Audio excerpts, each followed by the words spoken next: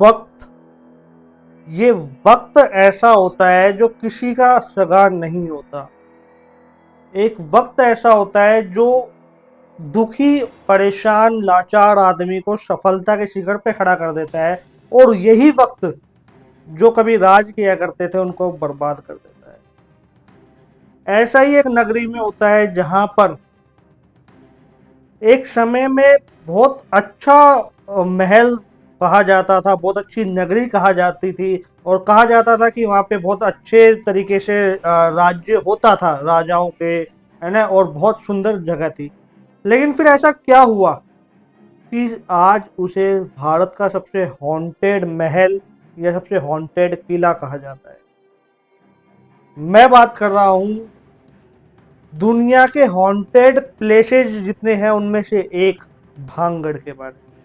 भांगड़ जो अलवर के अंदर, राजस्थान में अलवर के पास में ही नज़दीक ही है, और ये बताया जाता है कि दुनिया में जितने भी हॉन्टेड प्लेस हैं उनमें से एक है, और भारत का सबसे ज़्यादा डरावना जो किला है वो है ये। गवर्नमेंट ने भी ऑफिशियली ये अनाउंस कर रखा है कि रात में 6 बजे के बाद इस किले के अंदर ना जाए। किस बात का डर है? आखिर ऐसा क्या है? क्या वहां कोई खजाना छुपा है, या वहां पे आज भी किसी की आत्मा भटकती है? चलिए बात करते हैं। बहुत ही इंटरेस्टिंग वीडियो होने वाली है, इसलिए लास्ट तक जरूर बने रहना, देखना, समझना।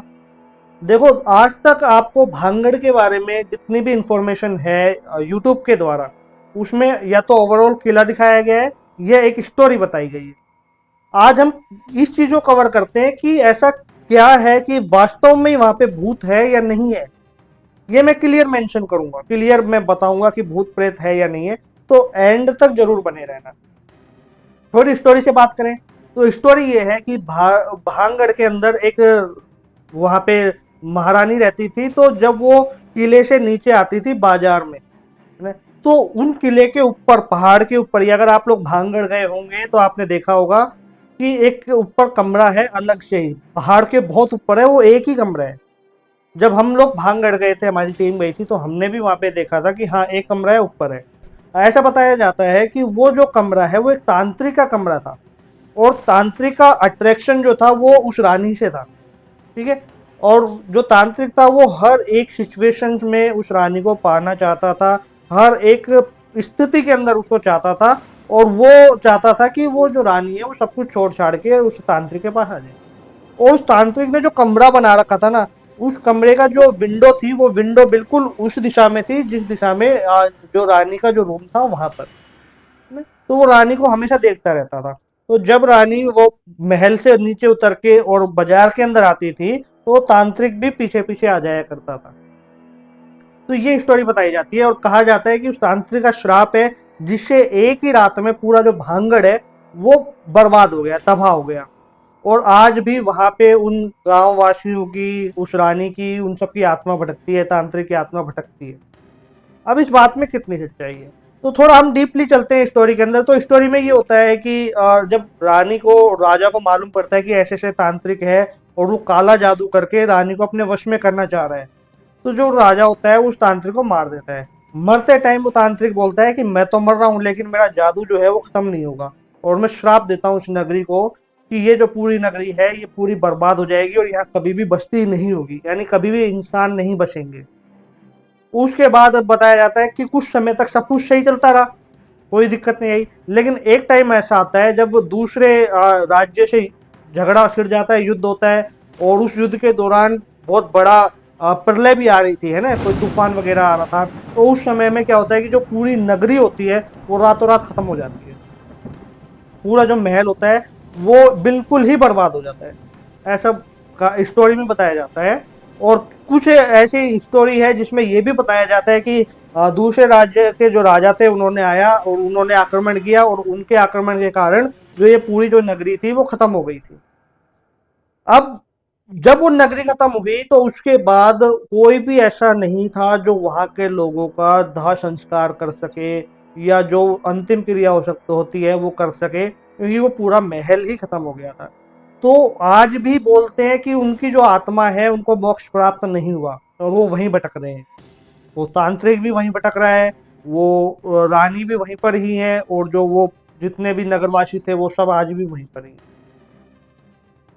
ऐसा बताया जाता है कि रात के समय में वह आज भी बाजार लगता है, आज भी वही शोर शराबा होता है। ये भी बताया जाता है कि जो भांगड़ का किला है वो थोड़ा हवा में है, पूरी तरीके से जमीन पे नहीं है।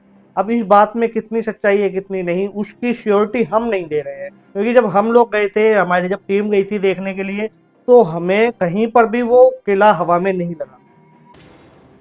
रियल बात तो ये है। दूसरी बात, भूत प्रेत की बात करें, क्योंकि मैं भी थोड़ा पैरानॉर्मल इन्वेस्टिगेटर हूँ और इन चीज़ों में इन्वेस्टिगेट करता हूँ, तो हम लोगों ने जब वहाँ पे चेक किया, रात में हम बिल्कुल नहीं गए थे, क्योंकि गवर्नमेंट के रूल के खिलाफ जाके हमें कोई भी काम नहीं करना है। कुछ ऐसी वीडियोज हैं यूट्यूब पे जो लोग बताते हैं कि हम रात में गए थे, तो देखो भाई, इसमें कोई दिलेरी नहीं है, इसमें कोई तुम्हारी बहादुरी नहीं है, ये एक गलत काम है जो तुम्हें नहीं करना चाहिए, क्योंकि गवर्नमेंट के लॉ के खिलाफ कोई भी काम जो होता है वो नहीं करना चाहिए। ठीक है। तो जब हम लोग दिन में गए थे, तो दिन में भी जब हम थोड़ा इन्वेस्टिगेट कर रहे थे, और वहाँ पे एक स्टोरी ये भी आती है कि यहाँ की आप वीडियो कैप्चर नहीं कर सकते, वीडियो बना के नहीं ला सकते, या वहाँ का कोई आप फूल तोड़ के नहीं ला सकते। तो देखो, फूल तो आपको कहीं भी नहीं तोड़ने चाहिए, बट हाँ, हमने एक काम जरूर किया, वहाँ की पूरी वीडियो रिकॉर्डिंग की, और हमने जब वहाँ पे इन्वेस्टिगेट किया कि क्या वहाँ पे वास्तव में कोई भूत प्रेत या कुछ ऐसी चीज़ है, या रात के समय में क्या वहाँ पे आज भी शैतान नाचते हैं, आज भी वहाँ पे रात के समय में मौत है जो मंडराती है। एक नॉर्मल इंसान जो रात में वहाँ जाता है, क्या वो दोबारा सुबह नहीं आ पाएगा? इस बात में कितनी सच्चाई है? जब हम लोग इन्वेस्टिगेट कर रहे थे तो हमें मालूम पड़ा कि वहाँ पे ऐसा कुछ भी नहीं है, कोई भी ऐसा भूत प्रेत हमें नहीं दिखाई दिया। ना ही हमारी इन्वेस्टिगेशन में ये मालूम पड़ा कि कुछ ऐसा हो जो जैसी कहानियाँ बताई जाती हैं। तो आखिर हमें क्या पता लगा? हमें ये पता लगता है कि एक नेगेटिविटी है। अब वो नेगेटिविटी क्यों है? क्योंकि घर हो, कोई महल हो, कोई पुराना खंडर हो, उनकी दीवारों ने बहुत कुछ अच्छा और बहुत कुछ बुरा देखा होता है। उन दीवारों में बहुत से साउंड जो होते हैं वो दबे हुए होते हैं, बहुत सी चीखें, कुछ दर्द की, कुछ हंसी की, हर एक लम्हे को उन दीवारों ने, उन खंडरों ने देखा होता है।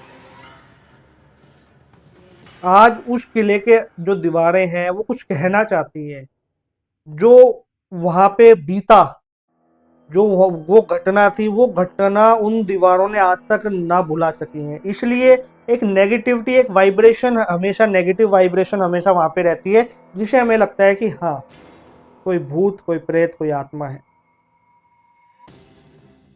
आज भी आप देखोगे कि अब तो खैर बहुत चीजें अलग हो गई हैं, क्योंकि अब जो फालतू के, जो अनएजुकेटेड लोग हैं, वो जाके उन दीवारों पे कुछ कुछ लिख के आ जाते हैं, जो बहुत गलत बात है ना? क्योंकि जब हम लोग गए थे तो हमने भी देखा कि बहुत ही वल्गर टाइप की चीजें लिख रखी थी वहां पे, तो ये नहीं लिखना चाहिए।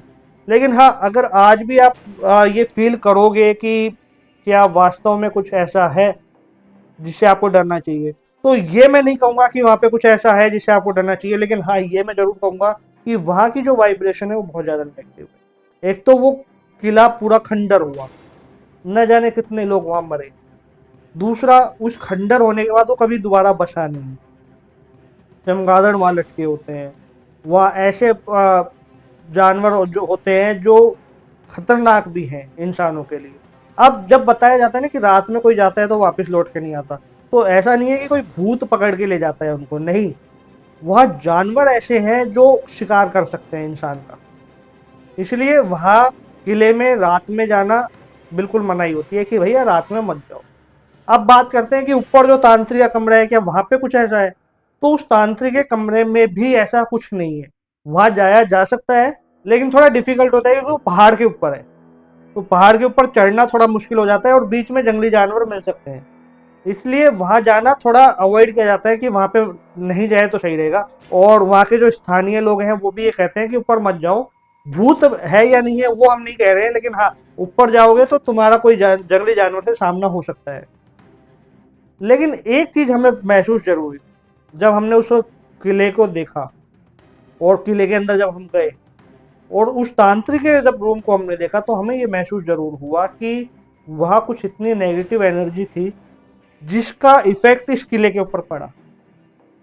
अब हम इस बात की श्योरिटी बिल्कुल नहीं दे रहे हैं कि वहां तांत्रिक ही था या उसने ही पूरे नगर को खत्म कर दिया, उसका श्राप था, ऐसा नहीं है। लेकिन वहां नेगेटिविटी बहुत ज्यादा थी और उस नेगेटिविटी का इफेक्ट जो था, जो नेगेटिव वाइब्रेशन जो आ रही थी, जो हमारे मीटर ने भी अटैच की, मीटर को भी जब सिग्नल मिला कि हाँ वहाँ की जो नेगेटिव एनर्जी है वो कहीं ना कहीं इस महल के अंदर आ रही है और आज भी आ रही है। इसलिए आज भी लोग उस किले से डरते हैं या कहते हैं कि यार कुछ ऐसा है जो कुछ आवाज मारता है या हमारे पीछे से निकल जाता है या हमें लगता है कि यार कोई है जो हमें देख रहा है छुप के।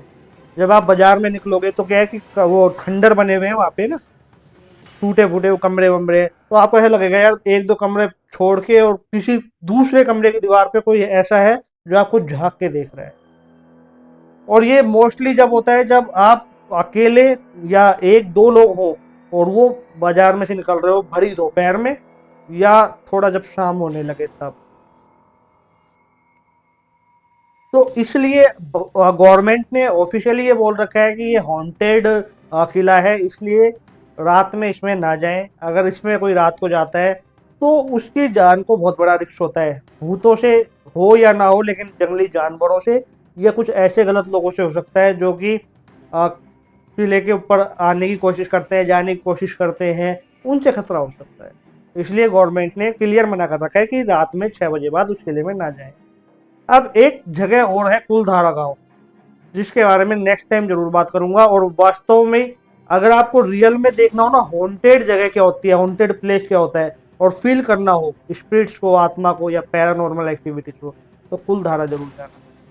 इस वीडियो में इतना ही।